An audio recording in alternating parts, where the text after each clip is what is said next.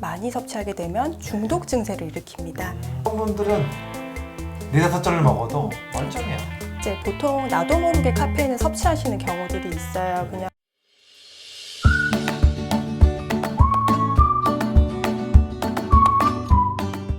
안녕하세요. 언제나 올바름을 제안합니다. 닥터 지안의 이동환 배지선입니다. 반갑습니다. 네, 아이고 오늘 또 좋은 얘기하러 우리 나오셨습니다. 반전력의 자 배지선 선생님 나오셨는데요. 네. 자, 사실 오늘은 카페인에 대한 얘기 좀 드려보려고 합니다. 사실 뭐 우리나라 분들 커피 굉장히 좋아하죠. 맞아요. 네, 요즘에 보니까 성인인당 연간 커피 소비량이 세계 소비량 평균 내보니까 3배 정도.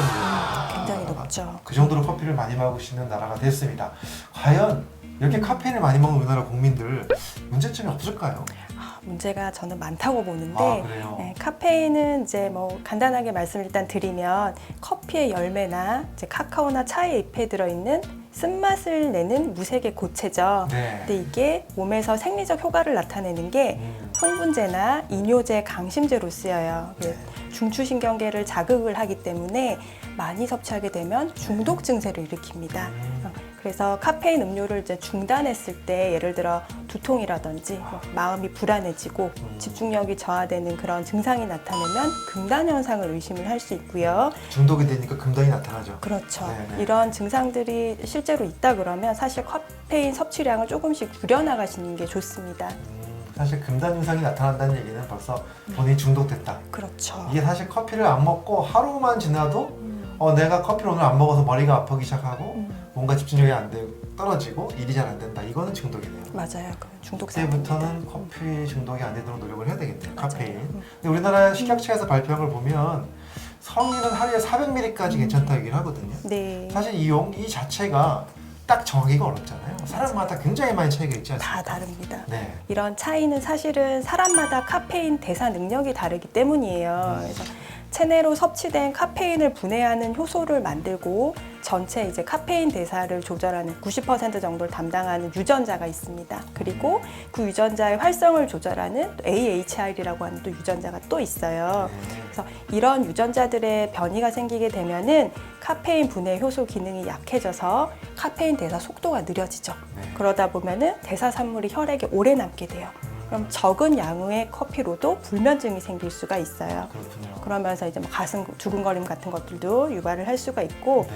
한국인의 약 50%에서 이 카페인 대사를 담당하는 CYA1A1 그리고 2라고 하는 유전자가 주위 유전형을 가진다고 합니다. 네. 그리고 이 유전자를 조절하는 AHR이라고 하는 유전자도 한국인의 한 80%가 주위 유전형을 가져요. 그러니까 생각보다 카페인을 저희는 잘 분해하지 못하는 사람들이 꽤 많다는 건데요. 주의 유전형이라는 거 다시 한번 설명 좀 해주시죠. 주위 유전형이라고 하는 거는 네. 그러니까 이런 대사산물, 그러니까 유전적으로 카페인 대사를 할 수 있는 분해 능력이 좀 떨어진다.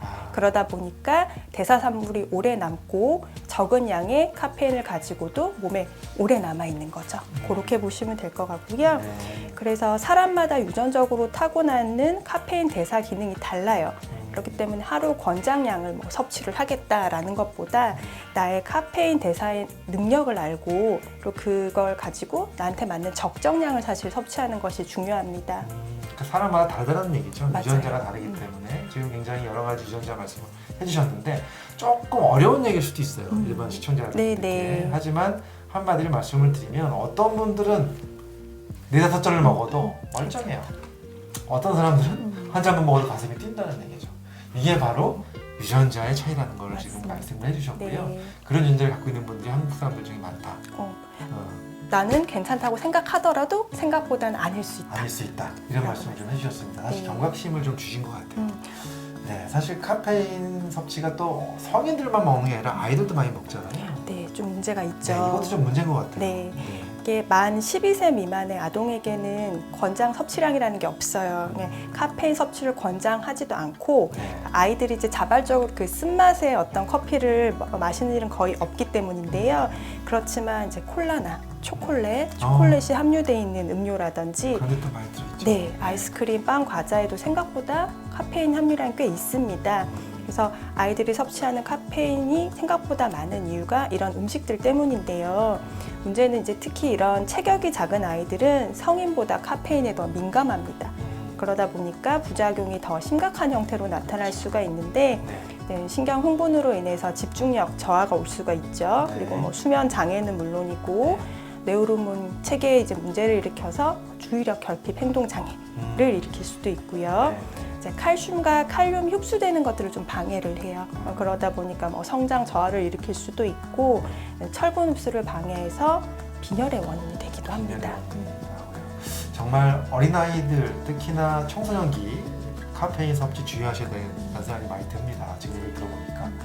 그렇다면 우리가 카페인을 안 먹고 살 수는 없잖아요. 어느 정도 좀 먹을 수밖에 없는데 좀 네. 건강하게 카페인을 먹을 수 있는 방법이 좀 있을까요?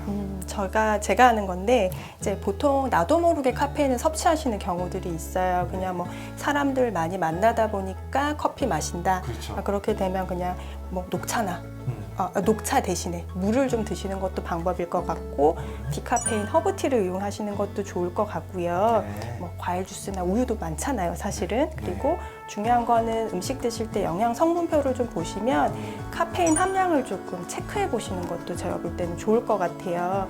그리고 습관적으로 뭐 졸리거나 피곤하거나 나른하면 일단 커피부터 한 잔 마시잖아요.